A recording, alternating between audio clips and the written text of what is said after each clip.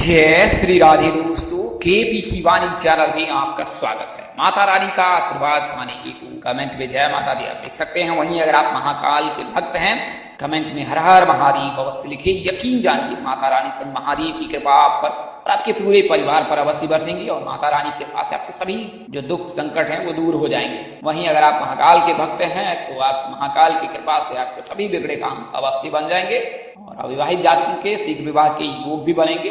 ऐसी केपी की वाणी की टीम की तरफ से शुभकामनाएं। तो आज के वीडियो में आपको उन 5 भाग्यशाली राशियों की जानकारी देने जा रहा हूं जिनकी शादी और सगाई अक्टूबर के महीने में निश्चित ही हो जाएगी। ऐसा मैं अपनी मर्जी से नहीं कह रहा हूं, बल्कि ग्रह राशि परिवर्तन के आधार पर कह रहा हूं। वैसे पितृपक्ष भी प्रारंभ हो जाएगा तो पितृपक्ष में कोई भी कार्यक्रम नहीं किए जाएंगे, लेकिन पितृपक्ष की समाप्ति के पश्चात जो है यानी 15 अक्टूबर से लेकर 24 अक्टूबर का जो दिन है वो इनके लिए बेहद शुभ रहेगा और इन दिनों में उनकी सगाई शादी होने की 100% योग। तो इसके बारे में पूरी जानकारी दूंगा। इसके अलावा मैं पितृदोष के बारे में बताऊंगा, कैसे ये पितृदोष लगता है और इस पितृदोष से कैसे आप मुक्त हो सकते और कैसे आप पितरों को प्रसन्न कर सकते हैं। पितरों को प्रसन्न करना बड़ा ही सरल और सहज है। आप पितरों को देवताओं के समतुल्य के ही जो है आप उन्हें प्रसन्न कर सकते हैं। तो इसके बारे में जानकारी पूरी लेंगे और पितृदोष के कारण भी बताएंगे। पितृदोष लगने पर क्या क्या परेशानी जीवन में आती है वो भी बताऊंगा।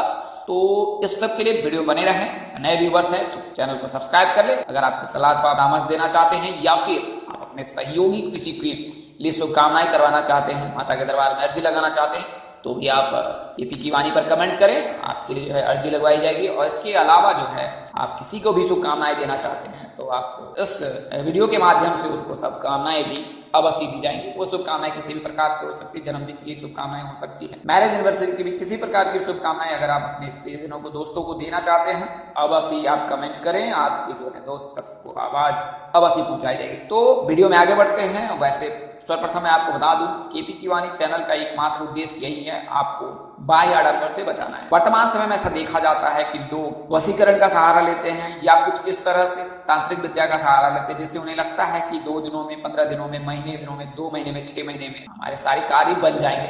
तो ऐसा बिल्कुल नहीं है। इस तरह के कलमश में बिल्कुल न रहे, क्योंकि प्रारब्ध पहले से लिखा गया है और प्रारब्ध को कोई मिटा नहीं सकता है और उस प्रारब्ध के अंतर्गत ही आपको जीवन में सुख और दुख मिलता है। तो अगर ग्रहों की चाल आपकी अनुकूल नहीं है तो फिर आपको इंतजार करना पड़ेगा। अगर ग्रहों की चाल आपके अनुकूल है तो फिर आपको इंतजार नहीं करना पड़ता है। सफलता पाने में, विवाह होने में, संतान प्राप्ति में किसी प्रकार की भी कोई दिक्कत नहीं आती है। लेकिन ग्रहों की चाल कब बदलती है या पितरों का कब जो है क्रोध का सामना करना पड़ता है जातक को, तो इसके बारे में विस्तार से बताऊंगा। लेकिन आपको बता दें कि आप इस तरह की माया प्रपंच में अवश्य ना पड़े, जिसमें कहा जाता है कि 15 दिनों में इस कार्य हो जाएगा, 2 महीने में ये कार्य हो जाएगा। तो ऐसा प्रपंच में बिल्कुल ना करें। इस तरह की कोई भी विधान ज्योतिष शास्त्र में नहीं है। आइए वीडियो में आगे बढ़ते हैं। तो जैसा मैंने आपको बताया कि 5 राशियों के बारे में बताऊंगा, उससे पहले मैं आपको पितृदोष के बारे में बता देता हूँ। पितृदोष होता क्या है और ये लगता कैसे, इसके लक्षण क्या है और इसका निवारण क्या है। तो पितृदोष तो 2 प्रकार से लगता है, या कुंडली में किसी प्रकार का ग्रहों का जो संयोग बनता है तब लगता है, या फिर अगर आपसे पितृ अप्रसन्न रहते हैं तब लगता है। तो इसको विस्तार से ऐसे जानकारी प्राप्त करते हैं। तो अगर पहले कुंडली से मैं बता देता हूँ, कुंडली में अगर सूर्य राहु केतु के साथ उपस्थित हो जाए या नवम भाव में, भाग्य भाव में बैठ जाए या पंचम भाव में बैठ जाए, तो ऐसी परिस्थिति में जातक पितृदोष से पीड़ित हो जाता है। इसके अलावा कई ज्योतिष ऐसा भी कहते हैं कि नवम भाव यानी कि भाग्य भाव में अगर राहु या केतु उपस्थित हो जाए तो भी पितृदोष लग जाता है। इसके अलावा पंचम भाव में अगर राहु केतु उपस्थित रहता है तो ऐसी परिस्थिति में भी पितृदोष से पीड़ित हो जाता है जातक। या फिर प्रथम भाव से लेकर द्वादश भाव के मध्य कहीं भी सूर्य राहु के साथ उपस्थित हो जाए, केतु के साथ उपस्थित हो जाए, इसी परिस्थिति में जातक पितृदोष से पीड़ित हो जाता है। यह तो कुंडली के अनुसार से, इसके अलावा भी अनुगणना है इनकी। वहीं पितृदोष अगर सामान्य तरीके से कहें तो कैसे प्रसन्न होते हैं, तो अगर घर के बड़े बुजुर्ग का जो है वास हो गया, उन्हें मोक्ष नहीं मिला है, वो इस मृत्यु भुवन में है या पितृलोक में है, तो उनकी नियमित अंतराल पर पूजा होनी चाहिए, उनकी सेवा होनी चाहिए, उनका स्मरण होना चाहिए, उनका आशीर्वाद प्राप्त करना चाहिए। तो अगर आपके घर में इस तरह की कोई भी विधि नहीं हो रही है, कोई विधान नहीं हो रहा है, तब आप या आपके बच्चे पितृदोष से पीड़ित हो सकते हैं। और पितृदोष जब लगता है तो क्या क्या कारण हो सकते हैं और उसके लक्षण क्या है। तो पितृदोष जब लगता है तो शुभ कार्य में बाधा आती है, कोई भी शुभ कार्य नहीं होगा, जिनमें विवाह भी शामिल है, विवाह भी नहीं होता है, उसमें भी बाधा आती है। इसके अलावा दुर्घटना की संभावना बढ़ जाती है। एक्सीडेंट का खतरा बढ़ जाता है। फाइनेंशियल जो है यानी कि आर्थिक स्थिति कमजोर हो जाती है, तो ये पितृदोष के ही लक्षण है। पितृदोष लगता है तो इस तरह की परेशानी होती है। मुख्यतः 3 तरह के दोष होते हैं, इनके लक्षण है, जिसमें कि जो है जातक पीड़ित होता है, यानी कि आर्थिक स्थिति खराब हो सकती है, दुर्घटनाएं की संभावना बढ़ जाती है, इसके अलावा शुभ कार्य तो बिल्कुल ही नहीं होगा। तो पितृदोष अगर लग जाए या आपको ऐसा एहसास हो जाए कि पितृ स्वप्न में आ रहे हैं या आपको ऐसे स्वप्न आ रहे हैं जिनसे आपको ऐसा लगता है कि पितृदोष लगा हुआ है, तो आप उस दक्षिण दिशा में मुख कर जो है प्रतिदिन जो है जल में काले तिल मिलाकर जो है पितरों को अर्घ दे और इस समय ओम पितृ देवाय नमः इस मंत्र का जाप अब अवश्य करें। इस मंत्र के जाप करने से जो है पितृदोष समाप्त होता है। इसके अलावा भोजन का पहला निवाला अगर आप पितरों को देते हैं या उसी समय थाली से निकाल कर सामने रख दें या किसी प्लेट में रख दें और उन्हें प्रणाम कर ले कि आप इस निवाले को ग्रहण करें, आप भोजन को सूक्ष्म रूप में आप हैं तो आप इस भोजन को ग्रहण करें और उसके बाद उस भोजन को जो है आप छत पर जो है मुंडेर पर वहां पक्षियों के लिए दे सकते हैं। अगर कौवे आकर उस भोजन को ग्रहण करता है तो समझिए कि पितर आपसे प्रसन्न है। इस उपाय को आप अवश्य कीजिए। इसके अलावा नरभक्षी यानी कि मांस मदिरा का सेवन न करें। इसके अलावा जिस दिन पितृ गए हैं उस दिन का मान रखें, कोई भी नया कार्य ना करें, नए कपड़े ना पहने। तो इससे क्या होता है कि पितृ प्रसन्न रहते हैं, उनकी कृपा अवश्य बरसती है।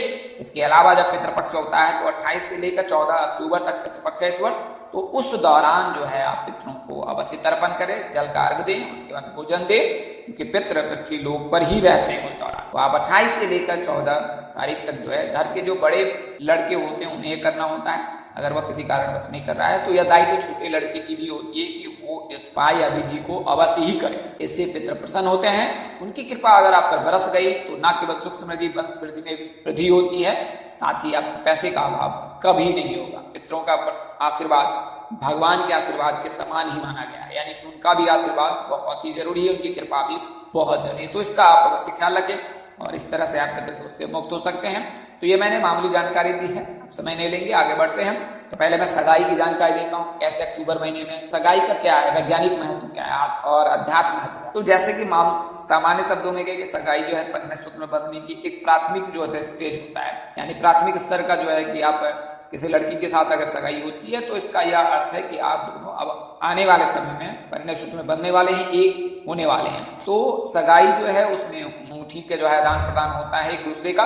तो अगर वैज्ञानिक महत्व से देखें तो अंगूठी पहनने के भी कई फायदे होते हैं। तो अगर हम वैज्ञानिक दृष्टिकोण से देखें, विभिन्न तथ्यों पर जो जानकारी उपलब्ध है उसके अनुसार यह बताया जाता है कि अगर आप हाथों की उंगलियों में अंगूठी पहनते हैं तो इससे हाथों की उंगलियों में एक समान प्रेशर बनता है, इससे ब्लड प्रेशर को कंट्रोल करने में मदद मिलती है और इससे ब्लड प्रेशर कंट्रोल में भी रहता है। वहीं अंगूठी अगर सोने की पहन लेते हैं तो इंसान को खुशी और तरक्की का एहसास कराती है। अंगूठी अगर आप चांदी की पहन लेते हो तो इंसान को खैर प्रदान करती है। अंगूठी अगर मोती की पहन लेते हो तो इंसान के क्रोध को शांत रखती है। अंगूठी अगर आप हीरे की पहन लेते हो धनी होने का एहसास कराती है।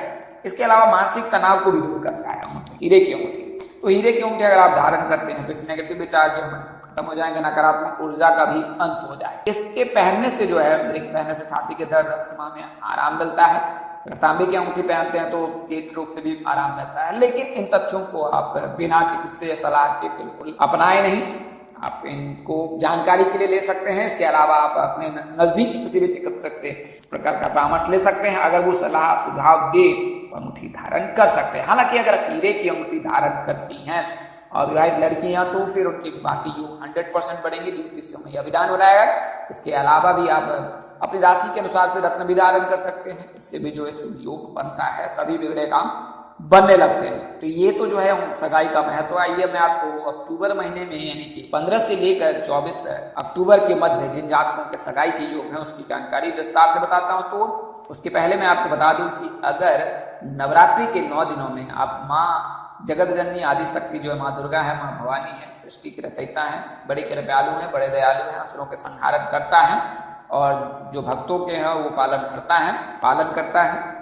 और उनकी कृपा से जो है सृष्टि का संचालन है, सृष्टि जगमय है।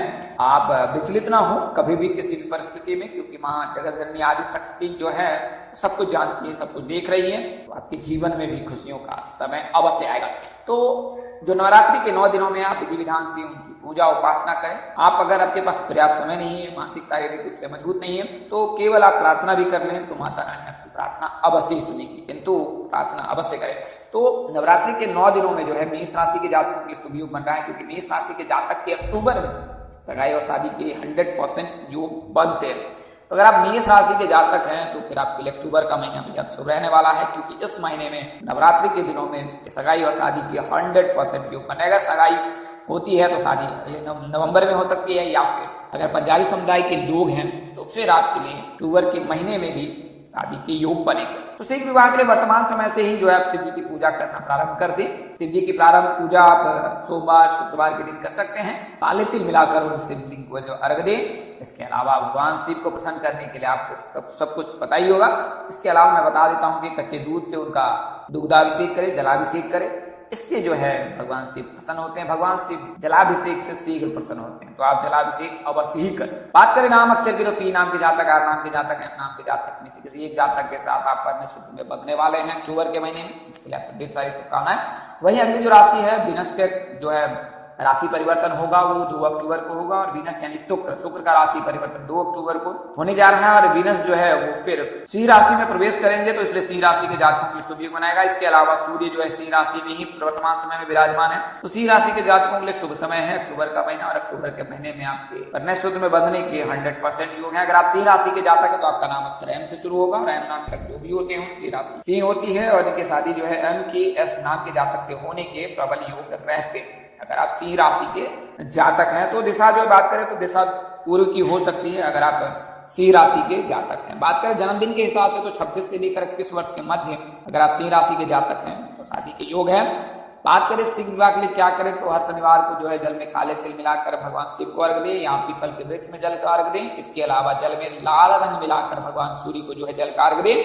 इससे जो है आपकी कुंडली में सूर्य मजबूत होगा। इसके अलावा शुभ ग्रहों का प्रभाव भी समाप्त हो जाएगा। तो शुक्र में का गोचर सिंह राशि में होगा, इसके अलावा जो है सूर्य का भी गोचर होगा। बात करें अगली राशि की, तो अगली राशि जो है तुला राशि है। तुला राशि में जो है वो मंगल का गोचर होगा, और मंगल के गोचर होने से जो है तुला राशि के जातकों के शुभ। बात करें जन्मदिन के हिसाब से तो 20 वर्ष से लेकर 31 वर्ष के मध्य जो भी तुला राशि के जातक है उनके लिए विवाह के प्रबल योग बन रहा है, यानी कि अक्टूबर के महीने में। आपने करना क्या है, तो हर मंगलवार को गरीबों के बीच जो है मीठी चीजें बांटें। इससे जो है कुंडली में अगर किसी प्रकार का कोई दोष लगा है तो दोषों का प्रभाव समाप्त हो जाएगा। बात करें नाम अक्षर की तो एस नाम के जातक, जी नाम के जातक, एम नाम के जातक, इनमें से किसी एक जातक के साथ आप कन्या सूत्र में बंध सकते हैं। हालांकि अगर शादी सिंह राशि से हो तो ज्यादा उत्तम होता है। अगली जो राशि है वो कन्या राशि है। कन्या राशि के जातकों में जो मरकरी यानी बुध का भी गोचर होने जा रहा है, और इसके चलते जो है बुध का गोचर जो है 19 अक्टूबर को होगा, यानी नवरात्रि के समय में होगा। इससे जो है कन्या राशि के जातकों के लिए शुभ योग बनाएगा। और कन्या राशि के जो भी जातक हैं तो उनके जो है 23 से लेकर अगर 32 वर्ष के मध्य हैं, कुंडली में किसी प्रकार का कोई दोष नहीं लगा, अगर लगा भी है तो आप जो है शिव जी की पूजा वर्तमान समय से ही करें तो उसके दोष का प्रभाव समाप्त हो जाएगा, और इससे जो है आपके कन्या सूत्र में बंधने के प्रबल योग बनने लगे। तो अक्टूबर के महीने में आपके शुभ योग बन रहा है। हर गुरुवार को केले की जड़ में जो हल्दी मिला हुआ जल डालें, पीले वस्त्र धारण करें, चंदन मस्तक पर लगाएं, ग्रीवा पर लगाएं। इसके अलावा जो ग्राम ग्रीम ग्राम स गुरुवे नमः 10 मंत्र का जाप करें। इसके अलावा ओम सृष्टिकर्ता मम विवाह गुरु स्वाहा इस मंत्र का भी आप जाप कर सकते हैं। बात करें नाम अक्षर की तो ए नाम के जातक, एस नाम के जातक, डी नाम के जातक में से किसी एक नाम के जातक के साथ आप कन्या सूत्र बंध रहे हैं, और उत्तर दिशा आपके लिए शुभ है, उत्तर और दक्षिण दिशा। अगली और अंतिम जो राशि है कर्क राशि है। चूंकि गुरु जो है कर्क राशि में उच्च के होते हैं, हालांकि ग्रहों का राशि परिवर्तन समाप्त हो जाएगा अक्टूबर 1 को, लेकिन गुरु की जो है उच्च में होते हैं कर्क राशि में, तो इसके लिए कर्क राशि के जातकों के लिए शुभ योग बनेगा। तो अगर आपकी आयु जो है 25 वर्ष से लेकर 30 वर्ष के मध्य है, कर्क राशि के जातक हैं, तो आपके शुभ योग है। बात करें नाम अक्षर की तो एल नाम के जातक, एस नाम के जातक, जी नाम के जातक, एम नाम के जातक, इनमें से किसी एक जातक के साथ आप कन्या सूत्र में बंध सकते हैं अगर आप कर्क राशि के जातक हैं। बात करें राशि की तो मेष राशि के साथ कन्या सूत्र में बंधना ज्यादा श्रेष्ठ होगा अगर आप कर्क राशि के जातक हैं। तो कुल मिलाकर के 5 राशि के जातकों के लिए अक्टूबर का महीना बेहद शुभ रहने वाला, और इस दौरान जो है आपकी कन्या सूत्र में बंधने के 100% योग है। तो आज के लिए इतना ही। अगली वीडियो में फिर मिलेंगे और एक नई जानकारी लेकर आपके समक्ष हाजिर रहूंगा। आपके प्यार और स्नेह के लिए आपको ढेर सारा धन्यवाद। माता रानी कृपा आप पर बनी रहे, आप जहां रहे स्वस्थ रहे, मस्त रहे और हमेशा जीवन में व्यस्त रहे। तो इससे आपकी जो जीवन की जो सभी सुख दुख है वो दुख जो है वो दूर हो जाएंगे। अगर आप व्यस्त रहते हैं तो आप जीवन में आगे अवश्य बढ़ते हैं, और परमपिता परमेश्वर आप पर कृपा बनाए रहे, आपको जीवन में आगे बढ़ने की शक्ति दे। यही शुभकामनाएं हम पूरी टीम की तरफ से कर रहे हैं। आज के लिए इतना ही। अगले वीडियो में फिर मिलेंगे, तब तक के लिए मुझे नमस्कार, इजाजत दे। नमस्कार, जय माता दी, जय श्री कृष्ण, जय श्री राधे, जय